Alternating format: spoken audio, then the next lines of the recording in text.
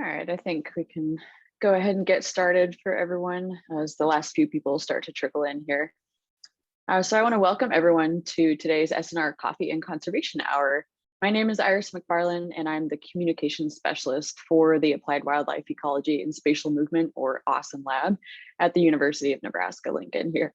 The SNR Coffee and Conservation Hour is designed to help the university faculty and staff, as well as the state, federal, and NGO employees expand our knowledge and awareness of natural resource conservation efforts across the state and beyond.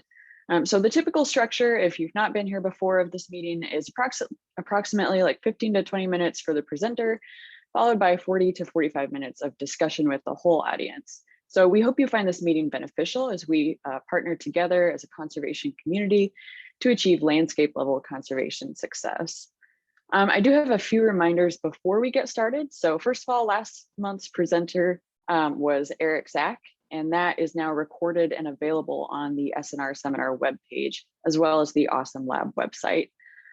Second, next month's speaker, which will be September 28th, will be Dr. Mark Bertiska, who is a wildlife management specialist. So we invite you all to come back to see that as well. And then lastly, we welcome your feedback on today's meeting, as well as general input on the SNR Coffee and Conservation Hour. So we're going to send a link through the chat that is to a brief survey, and we invite you and encourage you to take that survey and provide any feedback you might have so we can improve it. So today's speaker is Dennis Ferraro, and his presentation is titled Nebraska's Master Naturalist Program, providing citizens an opportunity to contribute to natural resource conservation through meaningful science-based volunteer experiences and a positive impacts regarding local at-risk species. So Dennis is the resident herpetologist and a professor of conservation biology at the School of Natural Resources here at UNL. He's been a UNL faculty member since 1990, and his main goal in his career and in his life is biodiversity conservation, with special emphasis regarding amphibians, reptiles, and turtles within North America. So as one of the founders of the Nebraska Master Naturalist Program, Ferraro is hoping to inspire a biodiversity conservation-minded community across the entire state. And underlying the many projects that Ferraro has had in works are his ongoing goals, which are to promote the conservation of Nebraska's amphibians and reptiles to the public, and to instill an appreciation of and stewardship for natural resources in students and youth. So just a reminder, we encourage you to ask any questions. If you have questions throughout, please feel free to type them into the chat. And then at the end, we'll have an opportunity for everyone to ask questions and discuss things as sort of a forum roundtable. So with that, I'm going to turn it over to Dennis. Okay, well, thank you very much, Andy and Iris, for having me. It's kind of my pleasure to talk about the Master Naturalist Program. It's kind of something that was always a dream, and that dream has come true, which is great for me. Let me switch real quickly to my quick PowerPoint here. And I do see that we have quite a number of people who are familiar with the Master Naturalist Program. Okay, so I'm assuming everybody is seeing this fine. And also, Iris, can everybody hear me fine? I have a couple tanks in my background with our bait and stuff, and I could turn those bubblers off, but I think I can override that sound. Is that working okay? It sounds okay to me. If anyone else is having trouble, let us know in the chat, but it sounds okay to me, Dennis. Okay, yeah, I'm coming from my lab, so I'm trying to do many things at one time. But the Nebraska Master Naturalist Program, actually, its first class was in 2010, but it actually started in 2005 with a number of people. I just want to go ahead and get here. And our main function, as it is today, is to get a core of citizens, Nebraskans, to engage in conservation of natural resources, whether that's water, soil, at-risk species, the whole gamut, and to allow those people to do not only natural resource conservation at NGOs and agency lands, but also on their own lands, because as you know, Nebraska is over 90% privately owned. And it was my vision that if we can get people to do conservation on own land, how much better that would be for the state in its entirety. So we conduct these things in many different ways, and there's many branches to our Master Naturalist program. People become volunteers, and they can do that in several ways or in all the ways. And one of the ways is to be interpretive, which means they can help our NGOs, such as the Audubon Society at Nature Conservancy lands and at the zoos, actually being a volunteer to put forth conservation issues or talking to the public. And so that's one of our avenues. Another avenue was to do natural resource outreach and management on their own lands and other lands, such as cedar mitigation, helping with prescribed burns if they decide to go that route. Also, they can lead and start other types of wildlife conservation issues and help with some of the things that Game and Parks is put forward, as well as Nature Conservancy, supporting all those agencies. And probably one of the ones that was in my mind, which is one that has gone really beyond what I thought it would, is bringing about citizen science tree. We have so many great people helping, as you know, or most of you know, that it's difficult, and we don't have the, so to speak, funds to hire technicians. But if we can train technicians to gather data, such as scientists as myself and other scientists in the state, not only with the university, but those scientists with NGOs, we can multiply and quadruple the amount of data that we need to actually have at-risk species conserved throughout the state. And we're not the only state with a master naturalist, and we're not the first. We were the actually 19th master naturalist. There's now 27 states that have master naturalist program. And so they're across most of our states now, at least half of them. And before we go any further, I want to hold this to the end, because it's the only way this program has come about, and that I'd like to thank our supporters and our partners. And first off, these ones in the dark are those who gave us monetary support, and this could not happen at all without the Environmental Trust. The majority of our monetary funds have come through 4 grants now with the Nebraska Environmental Trust. We've also got monetary support from Nebraska Game Parks Commission. They've always been a great support. Papio Missouri River Natural Resource gives us monetary support. The University of Nebraska has given some monetary support, as well as in kind. And now, most recently, we've gotten a grant, and I'll talk a little more about that grant towards the end. Claire M. Hubbard Foundation has given us monetary support.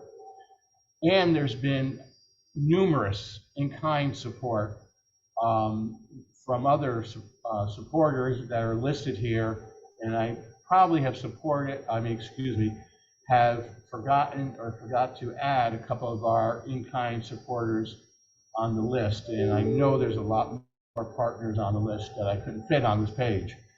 So I have much gratitude to all these entities, especially Nebraska Environmental Trust, for making this come true, because I couldn't have done it without those entities. Just a quick, brief history, and again, one of our master naturalists, Tim Owen, who was a teacher here and for his whole career, and a principal at LPS in Lincoln, and is now the chairperson of our Lincoln chapter, what we call the Salt Creek chapter of Master Naturalist. He put together, I gave him all my notes and files from way back from our first meeting in September of 2005. And I see he wrote it there, September 21st of 2005, where I got together with several other people, Mark Humbert with Nebraska Game and Parks at that time, Tom Tabor with the tourism, Nebraska tourism, Deanna Leonard from Rose Sanctuary, Cheryl Burkhart Driesel from the North Platte Extension Office, along with Marcia White from the Rural Community, UNL Rural Community Initiative, and someone else who was at that first meeting was Randy Cantrell, who was actually my boss at that time, because he was one of my bosses at that time. He was the district director of the Southeast Extension District. And that first meeting actually was held at Musil Hall here on East Campus.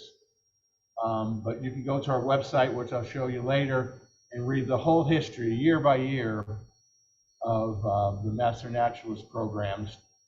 So again, there were hard years, 05 to 07, where I worked super hard trying to get grants, and then brought on, and I think the end of 06, Scott Hankstrom helped me get grants, and then we got our first grant back in 06 and started our program in 2010. Some of the things, our structure is that we have training, 64 hours of training. That training can be done in a week's time, either at Cedar Point, we've done week-long trainings, and at the TNC's Niobrara Preserve up in Norton. And we also have what we call Training Plus, where we have 24 hours of training on the weekends at several locations, whether it's Crane Trust, Fontenot Forest, Pinehurst Park, and then people have to add 36 hours of their own training to that to get their basic training of 64 hours. And a lot of those other trainings are done on their own through some of our Zooms. We had a lot of Zoom on, of course, in 2020. Once they become interns after that 64 hours per year, to keep up your Master Naturalist status, you do have to give back 20 hours of service.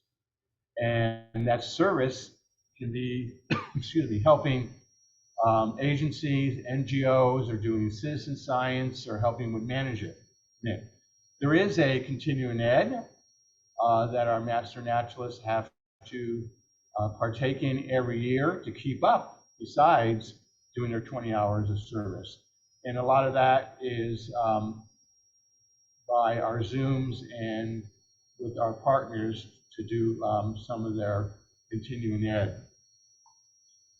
Our training includes many of the following here, these topics: basic principles of ecology, basic principles of interpretation, entomology. And I couldn't do all this training myself, and I do very little of it myself, without great helpers. And I do have to start off with saying we've gone through 3 coordinators. I should say I've gone through 3 coordinators, since they're actually my employees. Our present coordinator, who's been on board, I think, for 8 years now, of those 10, 7 or 8, is Matt Jones. And he is terrific. I couldn't coordinate this myself. I have too many other irons in the fire, and pretty much leave this to Matt. And Matt does a terrific job in coordinating the Master Naturalist program, along with his assistants. Right now, that's Doug Wells and Dana Berry. And of course, our training is done by the professionals. Here's Ted LaGrange. And so this is the in-kind from Damon Parks, and the in-kind from other universities that we have as our trainers. And they have done a terrific job. And we have top-notch trainers. Here we have Daryl Bauer with fish, Jeremy White from UNO doing a bat training, mammalogy training, Paula Hoppy, who became a Master Naturalist herself. Her son just achieved his master's through UNL, and she does great work and does our some of our ornithology, as well as Clem. He's retired. He's with Nebraska or Omaha Audubon, as well as Fontenot Forest, and he does a great job and travels all over the state helping us. And there's Sam Bennett, who became a master naturalist with Heron Haven. Heron Haven has been one of our training locations, and Sam does a great job helping us with interpretation. Mike Schrod, who is retired, he used to be the biologist for Kiewit, and he is extremely knowledgeable, mainly does mammalogy in small rodents, and there he is with a little Peromyscus. I can't tell if that's a deer mouse or whitefoot mouse because he's holding the tail, but it's one of the two. And he's also the chairperson of the foundation, which I pushed to have started 3 years ago, which is going to, so to speak, have all the funds for Master Naturalists. Because I've written a number of grants and I want the foundation to write the grants and have it pull away from the Nebraska Foundation in the future. George Cunningham, I had to look hard and far to find. George is one of my best friends, has been my friend from a long time. In fact, he was best man at one of my weddings, so I had to put this picture of him in there, sucking on a sucker. But he's a great help, and he's been a teacher for Master Naturalist programs almost every summer, except for 2020. And then we have, great helpers. Another part that I started after the traditional Master Naturalist was what I call Master Naturalist Plus, which was for teachers, and with the help of Julie Thomas, who became a Master Naturalist, and she's retired, Associate Dean of UNL's College of Education. There she is there, picture there, is that one of our several of our trainees were also Teacher Ed 890, which gave graduate credit to teachers going for their masters. Of course, we had to use all graduate faculty to get this through. As you can see, the graduate faculty that taught this, Jeremy White, as well as Jamie Lynn and Chris, and have a great in debt to the late Mary Brown, Tom Bragg, who's, I'm 65 and still teaching, and I think about when am I going to have to stop. Tom Bragg at 82, still teaching, and I said, I'm going to go beyond that.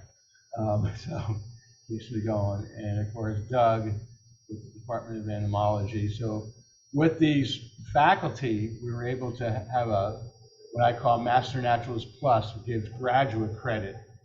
Of course, there's projects with this to give them that free. They don't get that with just 65 hours of training. But that was added on back 5 years ago now, to our training to have a graduate credit training. But our basic training is anybody over 18. The background is anybody. What we've gotten, not only graduate students, but teachers, a lot of retired faculty. Our last training that we just completed in July at Cedar Point was a week-long training. In that training, we had 12 people, which is our average training. There's 12 students. Of those 12 students, 6 either had an MD or PhD. We had 2 retired faculty, one in English, one in history. We had a surgeon, we had you name it. So our students are top notch, and they want to, in their retirement, do conservation and citizen science.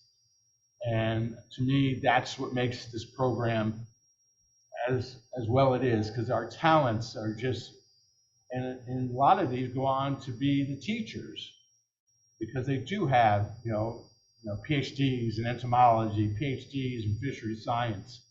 And so that helps us tremendously. Right now, it's $25 plus any of the stays, like at Cedar Point. We do background checks because we teach the youth, and so we go through the university background checks. People have to go through interviews. We want people who are passionate and are not doing this just to do stuff on their own land or have other people help them on their own land, but to do stuff for the community in Nebraska wide. And so we do have an evaluation, but we have waiting lists most of the time at our trainings. We have 4 trainings a year, typically, 12 to 20 each. This is just some of our great participants over the years, some of our classes. As you can see, they're all smiling, even though it may be cold, or they're about ready to get wet, or they're up to their ankles in mosquitoes or water. And I just see this training here. I see Gene Cole and Rex Adams, 2 people who have large amounts of property near Blue Springs, and both of these people have been instrumental in helping me in protecting the critically endangered timber rattlesnake on their properties, probably the 2nd largest dens that we have in the state on private lands. And these guys make sure that they're protected and help us with research.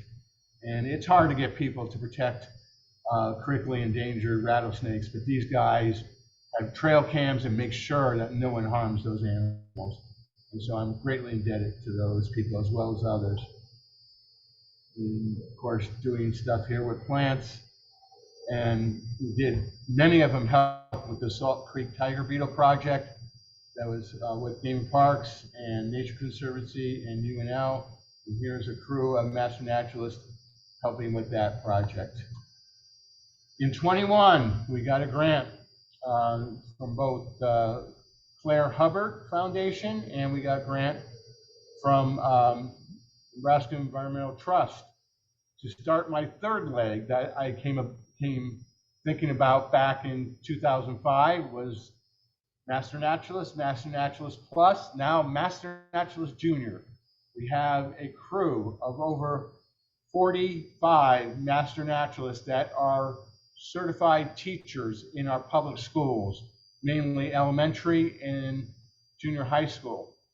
And so I have a committee, because I'm not the person. I help with the curriculum of the Master Naturalist Pro, because that's my forte, is secondary and university type of training. This is training for younger people.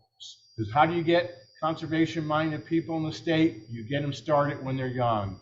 Start them in elementary school, and then they'll be the master naturalists of the future. Because I'm over 65. I don't know how many more years it is before I get eaten by a mountain lion. Who knows? But that's the way I'm going to go, right back into the ecosystem. But this will help train those young people that will be the master naturalists of the future. And so we have the Master Naturalist Junior starting right now in 21, 22, with those, thankful for those grants to get that going. And so that'll be in the schools with our teachers who are Master Naturalists. Can you see my plan? Get the Master Naturalists, get those teachers to get their masters with secondary, with credits through the university to be master naturalists and get their masters in the schools, that they can have after-school programs with master naturalists to help them to teach the youth. So this will be in the curriculum that my master naturalist, or the master naturalist, I should say, committee has done, is all the way from 3rd grade on up to high school. And we're going forward with that. With that, just very quickly, I want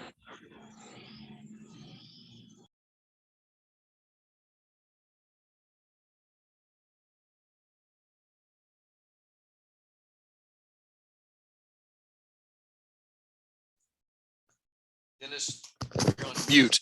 You've muted yourself, Dennis.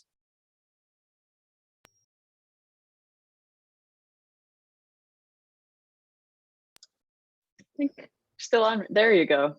Oh, my. That's better.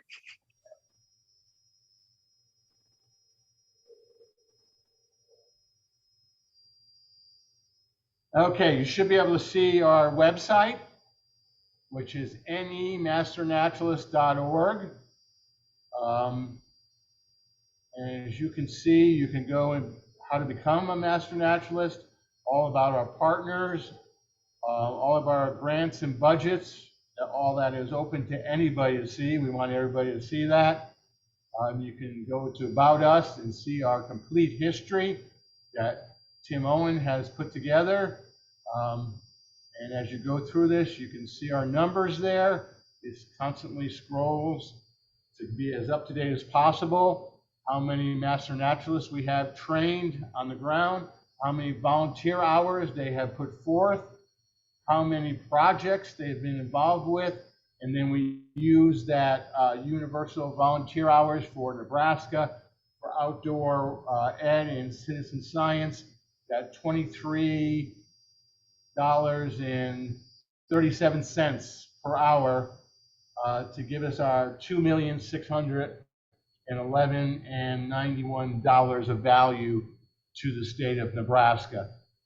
We didn't come up with that $23. That is universally done on nonprofits, and we use that formula for Nebraska and what our master naturalists do, and our calendar. And so feel free at any time to go through this site, and you can see all our events and things occurring that any of our master naturalists can use as continuing ed or health. So this is populated by our partners. So with that, I'm going to stop sharing this and answer any of your questions that you have. Awesome. Thank you so much, Dennis. Yeah, I invite everyone in the audience to ask questions, type them in the chat if you'd like us to ask them for you. One more thing that I did really want to mention and forgot to say in the introduction was that Dennis recently received the TWS Conservation Education Award. So that's a really nice, prestigious award, and just another proof that he's been doing tons of great work with conservation education. So yeah, claps to him for that. Thank you for doing all the work that you do. But yeah, open it up to questions. Look like we have at least one in the chat already. I can read that aloud, I guess. So someone is asking, it sounds like you use trail cams. Do you have a desire to automate the analysis of images from the trail cams to count, detect, or measure animals, plants, events, or other things of interest? So using AI, is that something you're already doing, or is that something you'd like to do? Yes, we are. Okay, so the way master naturalists do their work is that a scientist like Andy puts out his trail cams and uses the AI and trains our crew of volunteers to sit back at home and go through the images and to utilize the AI that he has developed. So, and we have done a number of not AI, but static trail cam projects. We did one recently. So with the funds that I have for SPI for Master Naturalists, I purchased 12 trail cams. They were employed. I talked with Melissa Pinelli with the Nebraska Natural Legacy Project about spotted skunks being something they needed data on. Their biologist went with Master Naturalists to employ these 12 trail cams. The Master Naturalist will look at the cards and look for spotted skunks under the direction of the biologist with Game and Parks. So this is how Master Naturalists help, because they are not scientists, most of them. They are volunteers. And so they love to sit back in the winter or at night going through thousands of images, something that scientists such as myself and Andy don't have the time to do. Um, so I think, Andy, do you want to add to this? Yeah, so that's a great question. And I do have an ongoing project with 2 computer engineers on city campus right now. And so, yes, in regards to image classification, we've been working on that for the past couple of years, trying to automate image classification for wildlife. It's definitely not as easy as we anticipated it to be, especially when you try to transfer models from one landscape to another. But yes, that is there's a lot of interest in that, not only here at University of Nebraska, but globally, trying to develop programs. There's several out there already that are trying to automate image classification, because if you can do that, that helps cut down that time, as Dennis was saying. And when you're doing a project like a colleague of mine in Kansas had, he had over a couple million images and had almost 7 technicians sitting there clicking through images, extracting data. It's very, very time consuming and very costly to do that. So yes, it's a great question.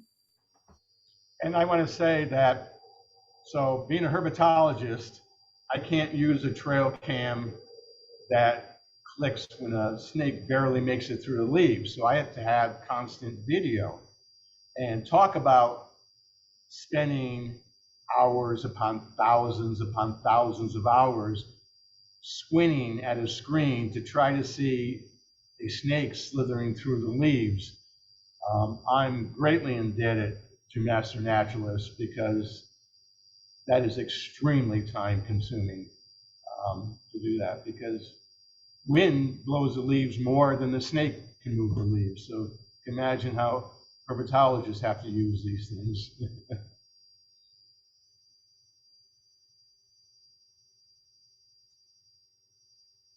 Any other questions? So Dennis, I have a question for you. Sure. Thinking a little bit more big picture here. So I realize that Master Naturalist is a little bit different from citizen science, because these people are being specifically trained and then receiving some sort of certification or title, but I'm sort of lumping them together here. Do you see, or do you think personally, and I'm curious about other people on here too, do you think that that is really the future of conservation? Or is it, because I think it's sort of been spiking in popularity. It's over the last decade or so. I don't know how long that's been a thing. Or do you think that's not really sustainable long term? Is it sustainable? I'm curious on your thoughts. I think it's the only way to be sustainable. Now you have to, okay, 2 things here. Yeah, I came up with a lot of answers to your, I think, multifaceted question. Thank you, Iris. There's a reason why we hire you. You think greatly. One, the training is to make it so citizen scientists that are trained give me usable data.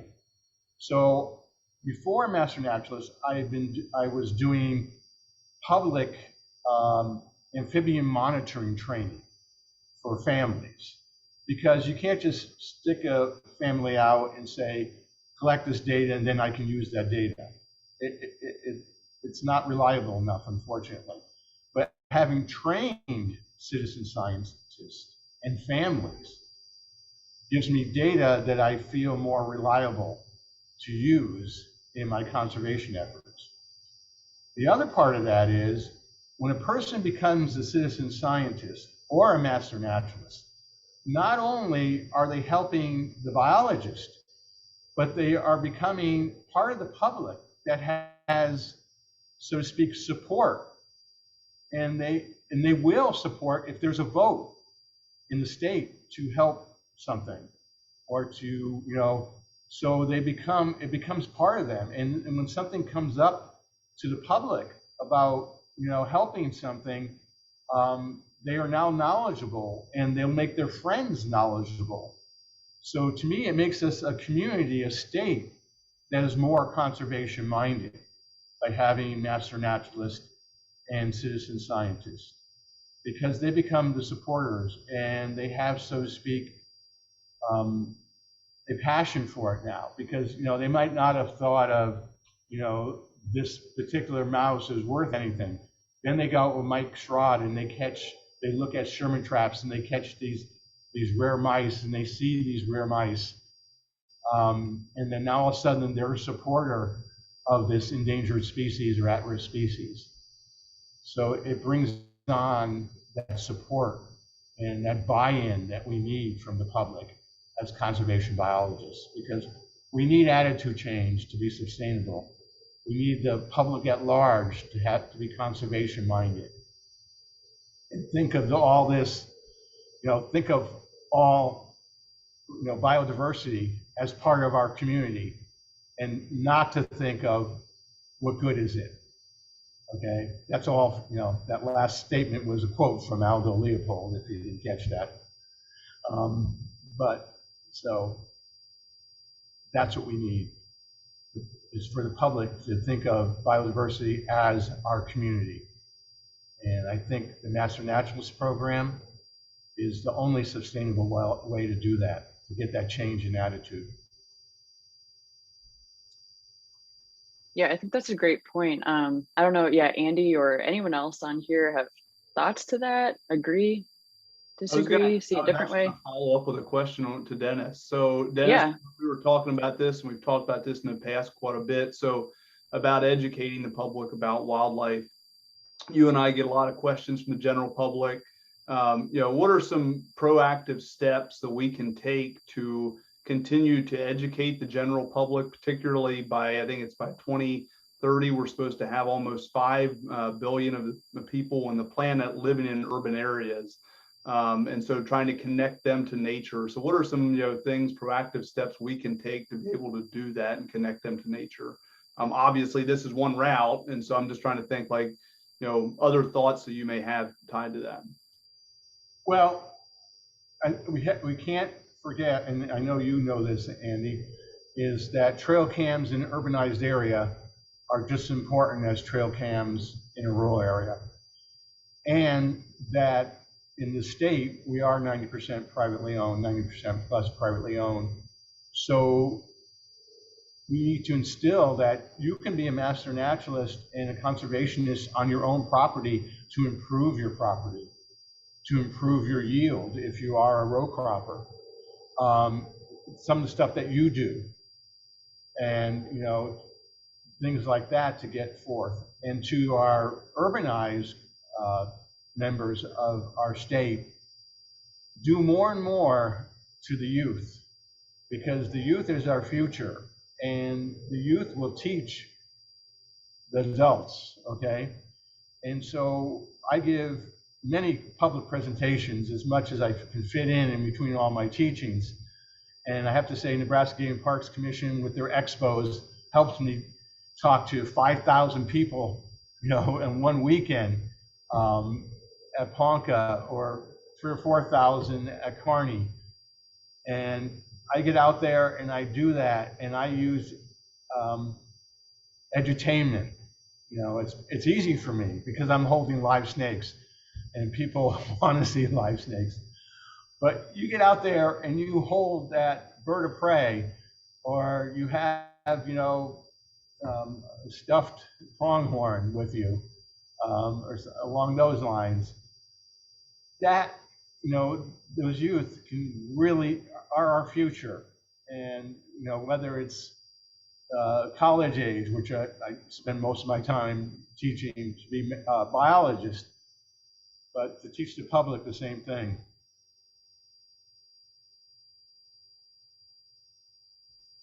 Thanks, Dennis. Appreciate that.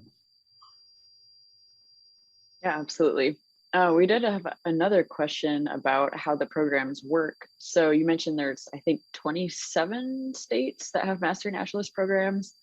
And Annie is wondering, do all of the programs work together across the states, or are they all sort of their own entities? Like, how can one work in one program and, can you complete training in a different state? How much connectivity is there? Okay, so in the very beginning, many states, including Nebraska, we try to have some kind of group, Master Naturalist national group never seemed to take off. A lot of states have programs that are bigger and more organized than ours. They all seem to be somewhat different. Some are just with their NRDs, some are with their NRDs in natural resource districts and fish and game or game and parks. Some have university extension like ours blended in. So some have multiple chapters, like Georgia has 3 or 4 chapters, Texas has 3 or 4 chapters, a lowland chapter, or an upland chapter, or a shore chapter. So we recognize each other, and if someone comes who's been trained in another state, we give them abbreviated training just about Nebraska, and we recognize, and other states recognize our training. So the short answer is we've tried to be organized, and just because the way we work and we're volunteers, we've never been able to coordinate that. Now, very early on, I set up a committee, a board that runs everything. I am, the PI, and through the university, I have to be the employer of the staff, but I take in all what my board tells me to do. Okay, I don't want to make decisions myself. I want the board to direct me. And the board is made up of partners. The chairperson of the board right now is Andrea Foss, who is at Pioneers Park Nature Center. Crystal Stoner has been chairman of the board. Mike Schrod has been chairman of the board. Our board has partners. It also has Master Naturalist on it. And so it's a 7+ person board, and I rely on them to make the decisions. Now, at the present time, most of our all our grants up until July are awarded to the Board of Regents and myself as PI. Because of that, our budget is through the university. So it is overseen by the university, and I have to make sure that budget is adhered to. Recently, in the last 5 years, started in the last 5 years, we have the Friends or the Nebraska Master Naturalist Foundation. It is not, I'm not part of that. I'm part of the university. I didn't want to be part of that. That has its own board, and that is, so to speak, going to be in the future. They're getting grants and they are getting donations. And at the present time, they are supplying half of Matt's salary, which is our biggest expense, our coordinator salary. And Nebraska Environmental Trust is picking up the other half of Matt's salary, which is the second half, which is half of our biggest expense. They have also gotten a grant, and the Claire M. Hubbard grant is just to the foundation, and that's 100% funding one of our assistants, Dana Berry, who is heading up our Master Naturalist Junior portion. I see in the future that I would like to step back a bit.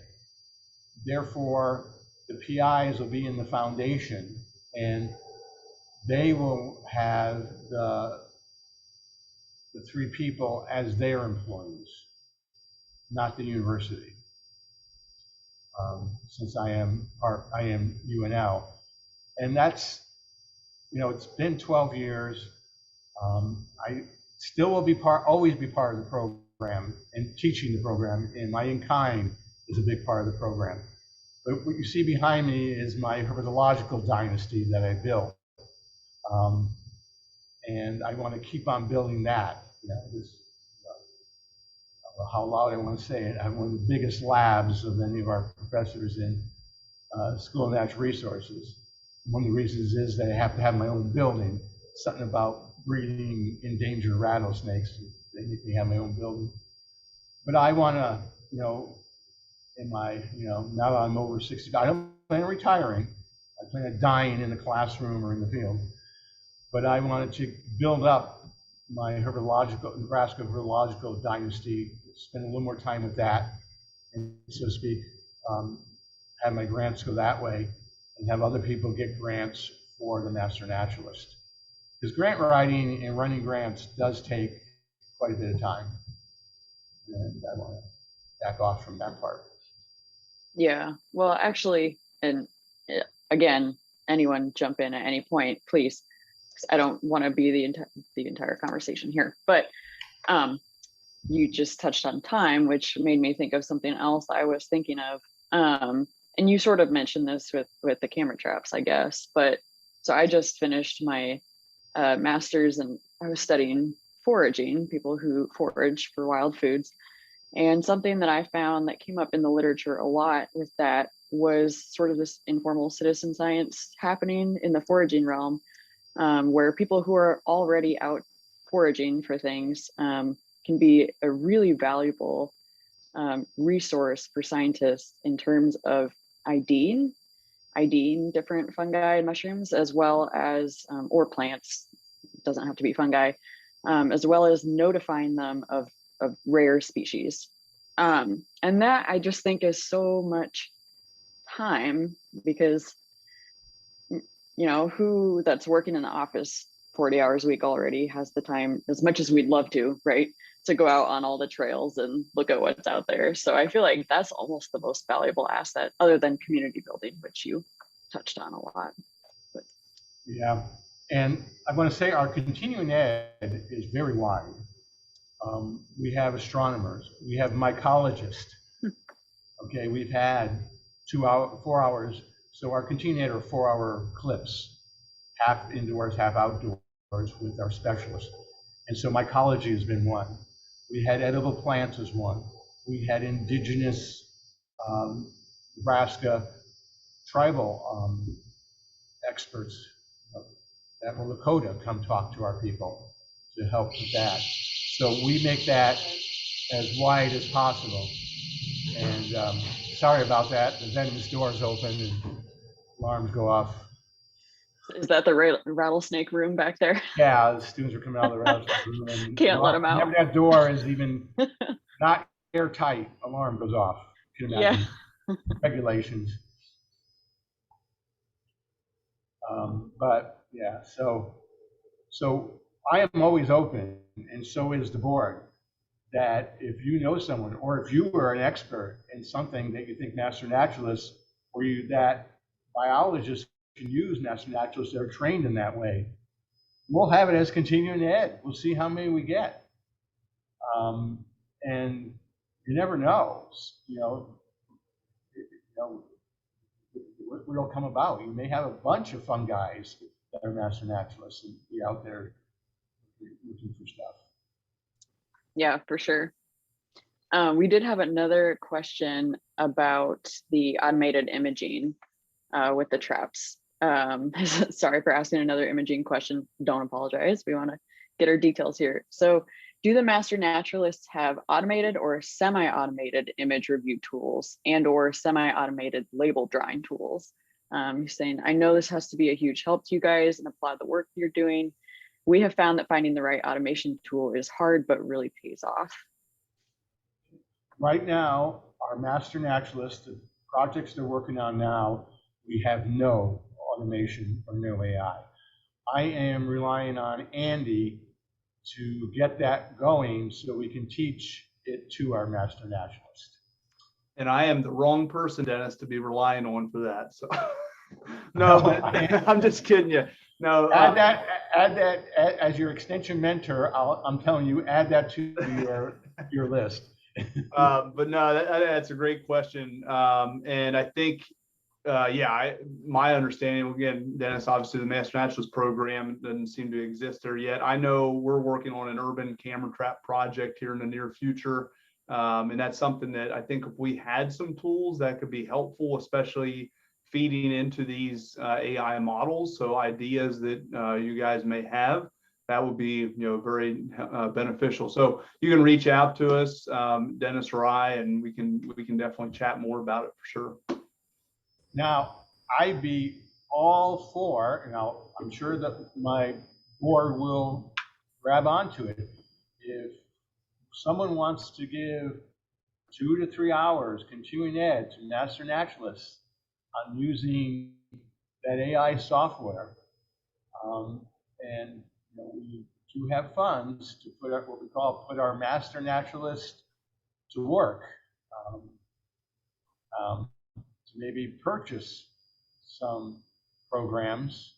I don't know if we have enough, because I know those programs are quite costly and our funds aren't that much this year, but we may be able to work on something like that, especially if we have someone to train our master naturalists on how to use it. Yeah, for sure. Yeah. Ethan, it looked like you were about to say something. Did you have thoughts on automation and camera traps? I was just wondering, Dennis, if there's been any like basic kind of photography classes taught to the master naturalists, and if there'd maybe be any interest in the future of having master naturalists work with some of the images that we have in the Platte Basin time-lapse archive from all our time-lapse cameras around the state. Ethan, yes to all those questions. We've had several continuing eds on photography. I think Mike, didn't you do? Yeah, Mike did a couple of lectures for us. And I'm sure our master naturalists would love to have more on photography and other things along those lines, photography. And Ethan, if you have images that you think master naturalists can help you go through, contact Matt Jones, okay, or me, and we'll put it out. Everything that goes to our master naturalist has to go through Matt. We don't, for several reasons, we don't allow that to go straight to the master naturalist. One of the reasons is that we keep our master naturalist's contacts secure. Mm-hmm. We want to make sure that they're not bombarded from all the entities, and so we keep that secure. And so we send it out to them from our website. So we can write up something, send it to Matt, and Matt can load it up onto our website or to an email that goes to the master naturalist. And the thing is, sometimes we get, so to speak, a lot of master naturalists interested in doing something. Occasionally, we don't. And so it's kind of an unusual thing. I always get every year comments from partners that, oh, I don't get enough master naturalists helping me. And then I always get on the opposite side from some master naturalists, there's never enough stuff for us to do. And I'm going, okay, how do I do this? I think we're getting communication out there, and we're constantly working on it. But there is always, these are volunteers, and they want to do what they want to do, which I 100% respect. Okay, and they want to do it when they want to do it. And so we have to kind of always take that into account. And we hope our partners are open enough to see that yeah, it's just because you didn't get 5 volunteers to help you that are trained, that have red cards. And yes, we have red card training as one of our continuing eds. So we have master naturalists that can help with burns. Okay, and so sometimes we have private landowners that want master naturalists to help with burns. Sometimes we have master naturalists that are willing to do that. Sometimes we don't. Yeah, I imagine that's one of the downsides, I suppose. Using volunteers instead of paid employees is you kind of have to just respect that they're doing this on their own time. But I also am sure that everyone who's doing this is highly interested in it, and so they're probably choosing to make time for that. Right. And as you can see, the amount of hours they put forth and the amount of lands that they've touched is just tremendous. And you know, I've had them work for 2 days in a row in the hot weather, cutting cedars and stuff, and dragging cedars. And to me, you know, that is hard work. And they're more than happy to help with that. So, Yeah, absolutely. Do you have other questions, other comments, thoughts? Can unmute yourself and just say it, or you can type it in the chat. One more thing before we end. Yeah, absolutely. Anybody can go to the NEmasternaturalist.org, okay, all together, page, and all the way over to the right, there's a button called Donate. We work heavily on donations. And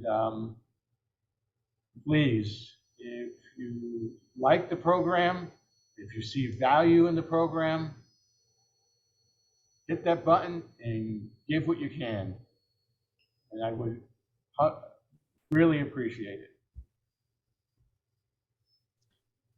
Dennis, does your program ever get involved with water quality and the preservation of our water quality, both groundwater and surface water? Yes. One of our last grant, we have several master naturalists that have adopt a river or adopt a stream. And so in Hardin Hall and in Kearney at the extension office where Matt is, Buffalo County Extension Office, we have large amounts of crates and teaching things. And we have a stream one, it has sucky disc, it has all the water quality equipment that master naturalists can check out. So if a master naturalist wants to adopt a stream, and many have, or even clean up a stream. Bill Smith, I think he's one in the Lincoln area, our master naturalist, that borrowed all this equipment during one of their stream cleanup drives. And so they went out there and they cleaned up litter, and then they went out there and they did a lot of stream monitoring. So we have Ted LaGrange at most of our trainings, which talks about wetlands.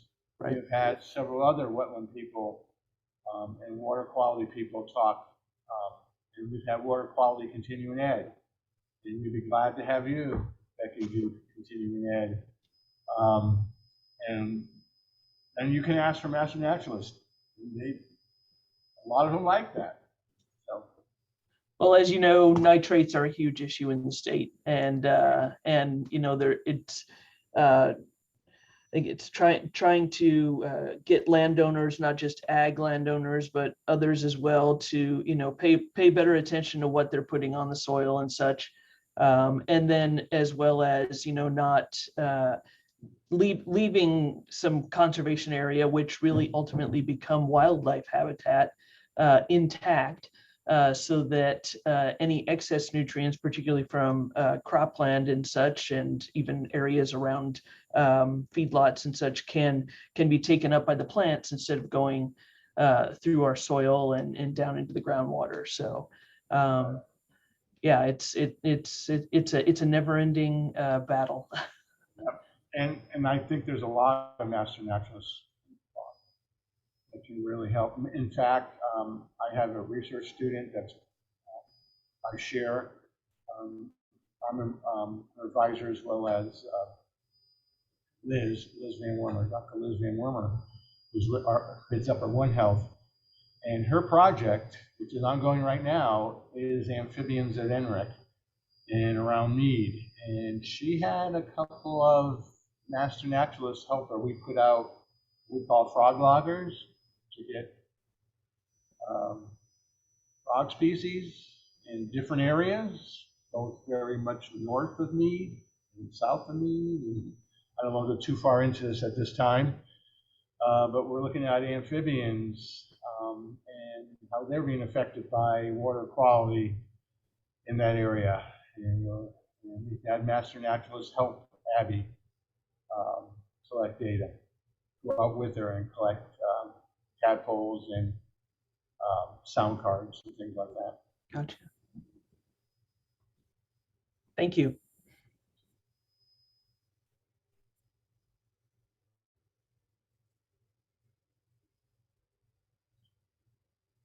So the other part of this, if you're a scientist, biologist, which I see most of you are, and you have a project that not only needs a volunteer, but it also needs a volunteer to have certain testing equipment, like O2 testers, things that are somewhat more expensive. That's when I come in. So any of our master naturalists can fill out a form to, so to speak, rent equipment, whether it's trail cams or water quality equipment, or they can ask for equipment to be purchased by the Master Naturalist program to be used. And we've done this. We had a Master Naturalist who wanted to teach about mammals of Nebraska.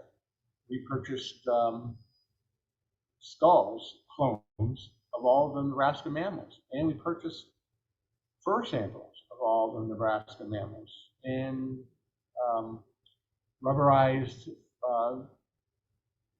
print samples of all the Nebraska mammals. It takes up 2 giant carts. Now that master naturalists and other master naturalists can go out to schools with all this material, and we purchased that, and now so we can do the same thing if there's something to be purchased. Again, our funds are limited, so I see if it can be used multiple times. Because I am the PI on all the funds right now, I scrutinize those, and then I approach my board to go yay or nay on those purchases.